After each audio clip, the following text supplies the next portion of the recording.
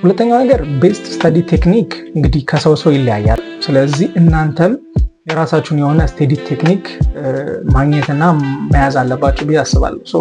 ሁሉንም ስተዲ ቴክኒኮች በተቻላችሁ መጠን መጀመሪያዎቹ ፕሪክሊኒካል የመጀመሪያዎቹ ጊዜያቶች ላይ ማወቅና መረዳት ለራሳችሁ ይጠቅማችኋል ብዬ አስባለሁ።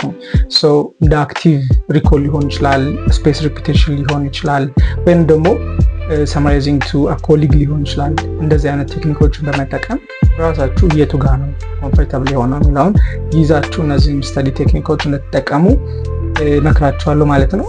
ሶስቱም ሊሆን ይችላል፣ አንዱ ብቻውን ሊሆን ይችላል፣ ወይም ሁለቱ ሊሆን ይችላል።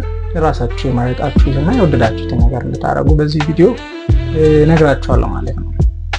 ከዛ ባለፈ ሪፈረንስ ቡኮች ለሁሉም ሳብጀክቶች የራሳቸው ሪፈረንስ ቡኮች አሏቸው። ለፊዚዮሎጂ ለምሳሌ ጋይተን እንደ የፊዚዮሎጂ መጽሐፍ ቅዱስ በሉት እሱን እንጠቀም ነበረ። ለባዮኬሚስትሪ እንደነ ሊፒንኮት ያሉ መጽሐፎች እንጠቀም ነበረ። ወደ ላይ ስትመጡ ደግሞ ወደ ፓቶሎጂ ፓቶማን እንጠቀም ነበረ። እነዚህ አይነት ሪፈረንስ ቡኮች ነበሩ። ከዛ ባለፈ ግን በጣም ኢምፖርታንት የሆነና አይ ቲንክ እኔ በደንብ ያልተጠቀምኩበት ቪዲዮ ማየት ነው። ሰመራይዝድ ቪዲዮዎች አሉ በጣም ብዙ